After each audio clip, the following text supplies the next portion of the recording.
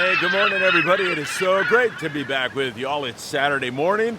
It's a little foggy, a little bit cooler, but gorgeous down here in Surfside, California. I've got the Friedman Adventures morning briefing coming at you next. Really great to be with you all again, and so much to talk about. I mean, we've got some explosive white sea bass fishing going on up there in the Channel Islands. Again, that has been the epicenter of some of the best sea bass fishing anywhere, and it just continues to chug along. Anytime we get a weather window, it seems like those fish bite. More frustration south of the border. Those bluefin are just driving everybody crazy, and now the yellowfin tuna are starting to act like bluefin tuna. We'll see what happens there. We'll cover the Coronado Islands, the surf fishing. We'll cover the coastal situation, and we'll take you up to San Francisco and down to Cabo San Lucas on today's report. Hope you're having a great Saturday morning, and once again, I sincerely appreciate you spending some time with me here this morning. It's always great to be with you, and I can't thank you enough for helping our statistics to soar up to the moon and beyond. Really appreciate all of you who are checking in with us on a regular basis. And got to say thanks to a new sponsor who just came on with us, Apollo Sport Fishing. That's right, the Apollo is going to be running out of 22nd Street Landing in beautiful San Pedro from March until June. And then shortly we'll be headed to Seaforth Sport Fishing, of course, to be doing offshore stuff and everything in between down there at beautiful Seaforth Sport Fishing. Excuse me. Their number, if you'd like to book, is 619-761-0882. That is one beautiful platform from the days when J.J. Garrettson had it until right now. It is a beautiful rig, no question about it. All right, I want to bounce you down to Cabo San Lucas just because my friend Sean Morgan said, man, this pargo bite down here is off the hook. The yellowfin tuna and marlin bite has improved the last couple of days, but nothing really wide open, just kind of chugging along, trying to get better. It was really slow down there. But the pargo bite, and pargo up to 50 pounds, those are big fish and really beautiful, red, gorgeous fish. They're spawning right now. You see them on the surface. Sean said it really is a lot of fun. Now, I'll take you to Ensenada, where down in that neck of the woods, several pongueros have been looking at yellowfin tuna, jumping out of the water, putting on a good show, but very reluctant to bite. It's been very slow fishing offshore-wise out of Ensenada. Unfortunately, that is continuing. That bluefin completely off the bite. Every once in a while, a pongero down there will get one, but for the most part, trolling around those Mad Mac lures is just not the same as it was earlier in the season when it was full speed, wide open fishing down there. So hopefully that's all going to come together, and that is a general theme. Yeah, I mean, there's exceptions to what I'm about to say, but the general theme is this is almost like SeaWorld right now. People are going and looking at fish and not catching them, and that adds to the frustration because you can see them, you know that they're there, the guy's up in the wheelhouse, sonar the fish, and it just is not cooperating on a broad basis. So still pretty darn tough fishing down there in that neck of the woods. All right, let's talk yellowfin tuna. Let's talk warm water species, Dorado, and all of that. The San Diego-based boats have been getting a piece of that on a regular basis, but that has slowed way up. In fact, it seems like the better chunk of that tropical and subtropical fish is down there above San Martin Island. San Martin Island is 140 miles, más o menos, more or less, from Point Loma in San Diego. So it's a pretty good hike to get down to that neck of the woods. These things happen overnight where all that fish moves in. In fact, just the other day on the Pride, when we were on our trip with Captain Sean Roberts and Michael Podvan and their great crew, Sean looked out the window. He was motoring up the island and saw a Dorado jump on the front side of San Clemente Island in 68-degree water. I was talking to Mark Paisano Sr. about that, and he said, yeah, Phil, you know, it used to be that fish just flooded up the Baja coast, but now it comes in sometimes from the outside and moves in. So sometimes we might see Dorado and yellowfin tuna up here before they get it down there. It seems like both areas have evidence of fish, both areas still not biting with any great ferocity. So hopefully those kelps are going to turn on, and I say that light switch can go on just like that. The oceanography still have that warm water along the Baja coast and moving up into San Diego. We've got some 70-degree water out here near Clemente and some other areas. So the water's warm and looks very, very good. And we still have perfect oceanography for an albacore season. We have that cooler water offshore, that almost like a triangle, doesn't look quite like a triangle anymore, but an area from Ensenada to San Diego, offshore, 90, 100 miles offshore. Looks beautiful for albacore, but nobody's looking at it, and I don't blame them. Fuel costs are exorbitant, and you see these bluefin, you see all these other species. Hopefully that's going to get on the bite. I would think now that we had this weather window, and that's going to change, we're going to get a little wind again here. What else is new, right, with this crazy year? But I would think that fish on Tanner and Cortez, or hope that it would get biting again, because that was actually really good about 10 days ago on the Intrepid when they were fishing with 300-gram lures, dropping them down. The Sicanas by Dawa and several other knife jigs and flatfalls worked really well. 300 to 500 grams working really well. So hopefully that's going to get biting again. But for right now, it's SeaWorld. We're looking at fish, and they're just waving back at us and teasing us at this point in time. All right, let's take a look now at our island situation. Down there at Todos Santos Island off the coast of Ensenada, good barracuda fishing there, a few yellowtail. Same kind of a situation up there at the Coronado Islands. Coronado Islands have slowed on exotics lately. There's been some good hits on yellowtail action, especially boats that spend a day there. And, some of these 2-day trips have opted to fish the Coronado Islands just because there's better fishing. So some of those guys getting in on some decent yellowtail fishing, but the 6 a.m. to 6 p.m. boats are having just okay fishing there right now. You look at the San Diego, 7 yellowtail, 82 calico bass, 58 barracuda. Nothing wrong with a day like that. Fun fishing. I think our expectations due to the last few years have gotten so high that we have a good day like that, a fun day of island fishing, and we feel a little bit let down, and we really shouldn't let that happen. As far as I'm concerned, when I'm on the water, I'm having a great time. Biting, not biting. It's just fun to be out on the water with good friends and the crews that we have. So a day like that is nothing really to scoff about.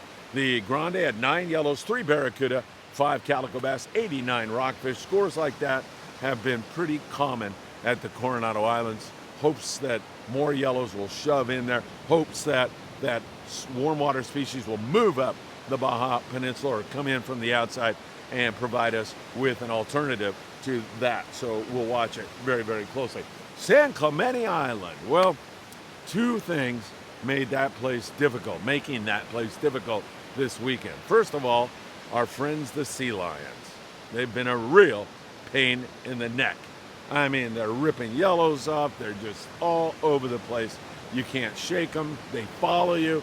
Makes it very difficult. And add to that a Navy closure over much of San Clemente Island, and it was pretty tough sledding over there. A few yellows, a few sea bass, decent bonita fishing over there, some calico bass. In fact, on the Thunderbird, my friend Jeff Markland had extraordinary calico bass fishing, limits of calico bass. The guys on his trip were throwing most of it back. Jeff said they had one, probably the biggest bass so far this year, a legit 7-pound calico bass, and a legit 7-pound calico is a big calico bass.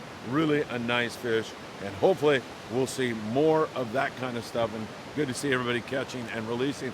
Incidentally, I wish we'd go to a slot limit on calico bass here in California, where you'd return the smaller fish, you'd keep those mid-sized fish, and you'd return all those big fish. They did that with the redfish fishery in Florida, and that fishery was on the brink of going down the tubes, and boy, did it come roaring back. In fact, all of the guys in Florida, when they tried to institute that slot limit, were totally against it, and now they're like, yeah, I'm all for it. So I wish that would happen, but good calico bass fishing for those guys. Sea lions, Navy closures made it difficult. Other guys over there, as I said, scratched out some yellows the other day on the Amigo. Mark Paisano Jr., Damien's charter, had great fishing up there right near 40 yellowtail. So there has been some decent signal and sign over there, but we had a few problems. San Nicolas Island looked at by the Pride, and the Pride And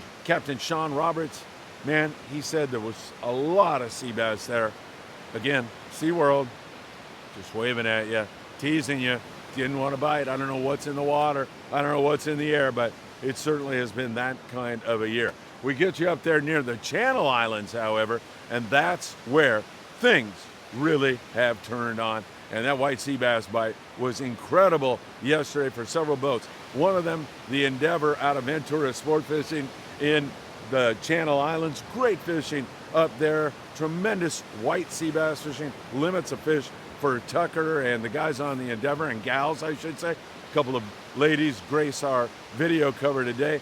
Fantastic. That place has been the epicenter of great fishing. Look at the deck of the the Aloha Spirit yesterday.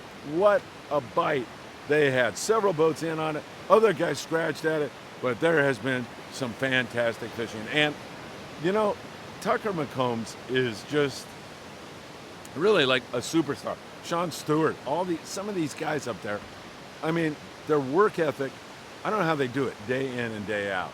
At my age, there's no way I could do it for 30 seconds. Day in and day out, the effort, the knowledge, the work that goes into every single trip is mind-boggling. Really, really great fishing. Ventura Sport Fishing. If you want to jump on board, and there's some good local fishing also. I'll talk about that when we get to our local fishing report. You can give them a call at 805-676-3474. Highly recommend. Getting on a trip with Tucker McCombs is really difficult. If you're thinking about a charter, you might want to look at the calendar for 2096. Kind of kidding, but I believe he's booked through November. Really great fishing up there in that neck of the woods. And how about the Coral Sea out of Santa Barbara? 17 anglers, 4 halibut, 32 white sea bass. Nice hit for the Coral Sea up there. Great to see it, and they have some really great action on the surface stuff up there in that neck of the woods at times. Also, in addition to that, the Stardust was out, but they fished straight rockfish and did really, really well on that.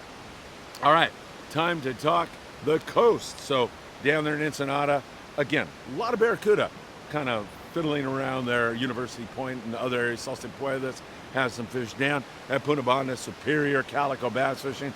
This is such a great time to fish calico bass. Big fish, they bite everything. You bring down a bunch of fresh dead squid, and you are going to be in calico bass heaven. If you prefer to fish plastics or hard baits, you'll get bit on them. Even the iron. I know Jeff over at the 540 Slingers Club would have an absolute ball catching big bass on 540 with a Tatty 45, swimming that thing near the kelp line and the rocks. Lots of great fishing going on. Moving you up the coast, and in general, we see a smattering of barracuda, San Diego, Dana Point, calico bass, a lot of shorts. Moving you up into the San Pedro area here, that bluefin tuna that put on a show for a day or two. Remember that 120-pounder on the Enterprise? That's fizzled on us. Boat pressure, I believe, shoved it down, or that fish is just acting weird again. But here, we're catching a little bit of barracuda at times. Enterprise had a good shot of barracuda yesterday. Sand and calico bass, very spotty. Sculpin is the fallback for sure. We've been doing a lot of that. And once again, we continue to see the same kind of a situation up there in Redondo, the Santa Monica Bay. Out of Marina Del Rey, they focus a lot on rockfish, but they're not opposed to get a good barracuda bite or anything like that. In fact, they had great barracuda fishing up there the other day. Channel Islands, Island Spirit. My good friend Cody Rogers was out yesterday out of Ventura, and they focused their first part of their trip on sheep's head and whitefish and rockfish, and did pretty good on that. And then they decided to try for some barracuda. Not bad, 49 gar, a couple calico bass. Nice fishing on the Island Spirit. I was on that rig earlier on a Friedman Adventures trip. Can't say enough about Cody. Can't say enough about the guys on deck. They are really super great and pretty good mixed bag fishing up there for the local guys. Island Spirit, once again, 805-676-3474. They're full today, but they have some room during the week. So a good rig to take advantage of some fun fishing. And I'll take you up right now to, not of course, I rarely cover it, but San Francisco, because my good friend Greg Silks from Silks Baits. Greg, thanks for thinking of me. Sent me some information. limits of salmon out of lovely Martha's Sport Fishing. They have been fishing anchovies with spinners and flashers up there around Point Reyes, and excellent fishing, wide open salmon fishing. Of course, earlier they had that tremendous halibut bite. Man, I'll tell you, San Francisco has been game on. Lovely Martha's Sport Fishing. Once again, Greg, thank you so very much. Along the surf, this is a good time of the year to catch sand crabs in the surf, dig up sandworms. Those natural baits work really well up and down these coastlines for spot fin croaker, yellowfin croaker, halibut will bite on that stuff. A variety, wide variety of fish. Of course, we have a grunion run coming up in about a week, I believe it is. High tide is when you typically want to fish. I like 2 hours before the high until 2 hours after. You get the incoming and outgoing, and sometimes they bite on both those tides. Sometimes they bite on just the incoming and sometimes on just the outgoing, so you cover that whole thing. However, if you're after corbina, and that is our bonefish here in Southern California, you visually see them before you catch them. Get a good pair of polarized glasses, and you can make that happen. You can fish low tide for those little devils, and man, you just walk out. This is a perfect condition today. Just look out there. I mean, just a short cast, maybe a 10-foot cast, and you'll be surprised at the fun you can have for very little money by surf fishing. And, you know, right down the street here, you can go to Big Fish Bait and Tackle and pick up all your surf fishing needs. They're in Seal Beach on the corner of Seal Beach Boulevard and Pacific Coast Highway. If you're over in the Carson area, you got to go visit my friend Sam De La Torre. Sam is great. He'll tutor you through everything. The staff there is fantastic, and they have exquisite taste over there at Island Fishing Tackle, because when you walk in, you'll see the Friedman Adventures videos playing non-stop. And I thank them very, very much. I don't know how they can stomach it all day long. All right, so some decent surf fishing up there around Topaz. You see some pretty good corvina fishing up there and up into the Channel Island area. They're still catching occasional barred perch up there, corvina, a few halibut. Lucky crab lures for the halibut, working that as we move closer to the grunion run. Of course, that's a magnet that draws all of that fish into the beach, and I'm talking about the predators that exploit those grunion as they move on to the beach. All right, everybody, I think that's it. The Apollo, new sponsor of our 619-761-0882, out of 22nd Street Lane in beautiful San Pedro, California, from March until June. They're headed, however, to Seaforth shortly, probably in about 2 days. They'll be heading to Seaforth and running trips out of there. Give that number a call and book early, because that boat will book up in a hurry. All right, have a great day, everybody. As always, it is a pleasure to be with you here on Friedman Adventures. Sincerely appreciate everything. You know how this game changes from day to day. That makes the Sunday morning Friedman Adventures morning briefing really, really exciting, because who knows what might happen. Have a great day, and thanks for your time.